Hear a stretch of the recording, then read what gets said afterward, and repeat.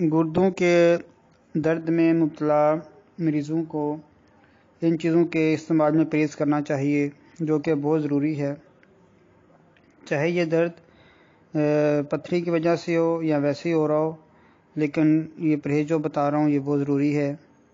خاص کر گردے کی پتھری کی وجہ سے اگر درد ہو رہا ہو تو ضروری بن جاتا ہے۔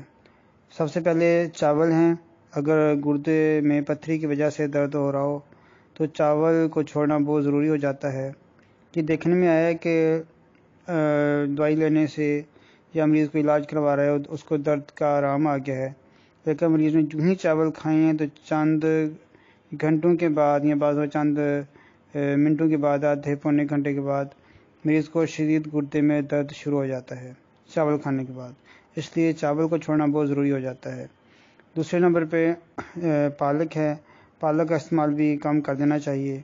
پھر تیسرے نمبر پہ ٹماٹر ہے، ٹماٹر جو ہے وہ بھی گردوں کے درد میں اضافے کا باعث بنتا ہے، ٹماٹر کا استعمال بھی کم کر دینا چاہیے۔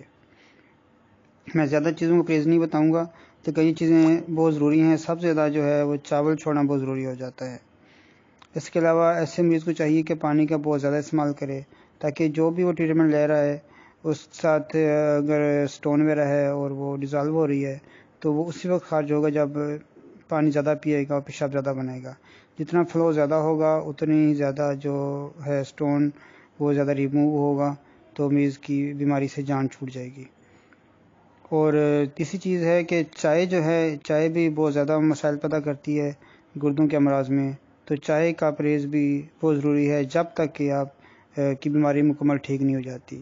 اس کے بعد کولڈ ڈرنکس آ جاتی ہے، بوتل جو ہے یہ بھی گردوں کے درد میں بعض دفعہ اضافے کا باعث بنتی ہے اگر یہ درد پتھری کی وجہ سے ہو رہا ہو، کیونکہ جو کولڈ ڈرنکس ہوتی ہیں یہ ہمارے ہڈیوں سے کیلشیم کو ڈیزالو کر لیتی ہیں اور یہ سارا کیلشیم گردوں کے ذریعے خارج ہوتا ہے، اس سے پھر سٹون بنتا ہے، اور اگر سٹون بنا ہوا ہے تو اس میں درد کا باعث بنتا ہے۔